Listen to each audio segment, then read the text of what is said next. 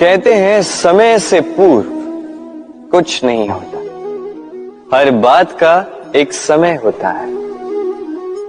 समय से पूर्व न सूर्योदय होता है न सूर्यास्त होता है। समय से पूर्व पौधों में न पुष्प खिलते हैं न फल। किंतु एक बात सोचिए, यदि वर्षा आने से पूर्व किसान भूमि ना जोते, वो बीज ही ना पिरोए, तो क्या फसल उगेगी? यदि योद्धा युद्ध से पूर्व अपने शस्त्र ही ना परखे, तो वो युद्ध कैसे लड़ेगा?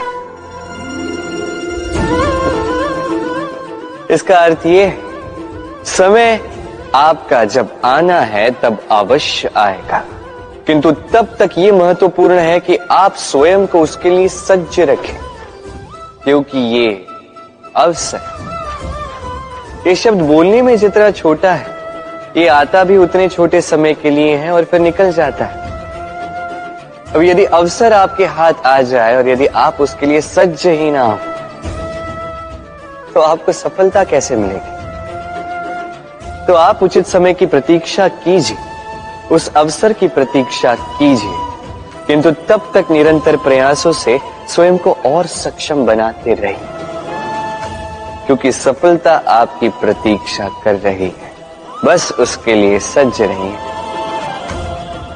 राधे राधे।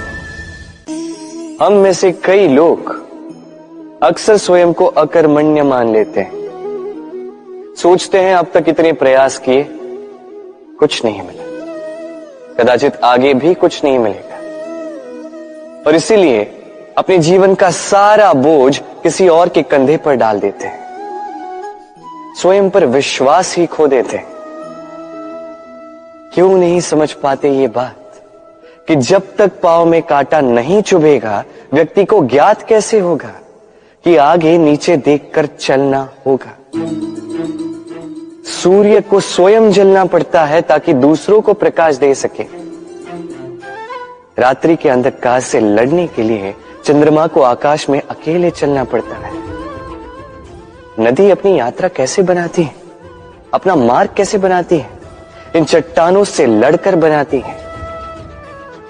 यदि आप स्वयं आपकी सहायता करने में सक्षम नहीं रहे, तो निश्चित रूप से आपका यह जीवन व्यर्थ ही है। स्मरण रखिएगा, इस संसार में अपने जीवन का भार अपने ही कंधों पर उठाना पड़ता है।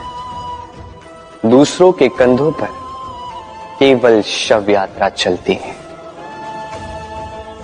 और इस संसार में जीवित वही है जो आत्मनिर्भर है।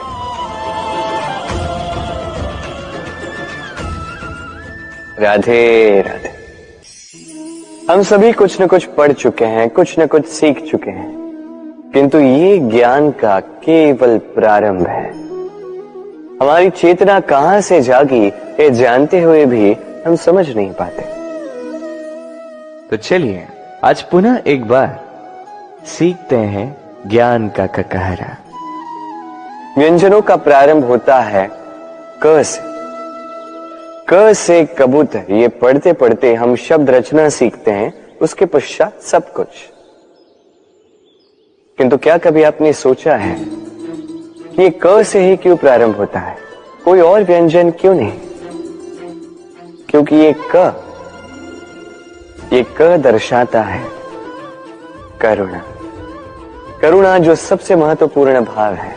इसी करुणा के कारण आप किसी भी व्यक्ति या किसी भी जीव के मन की भावनाएं, उसकी समस्याएं, उसकी पीड़ा समझ पाते हैं। करुणा ही है जो प्रेम को जन्म देती है। करुणा ही है जो विवेक को जागृत करती है। तो क से करुणा यदि आप सीख गए, तो ज्ञा से ज्ञानी बनने में अधिक समय नहीं लगेगा। राधे राधे।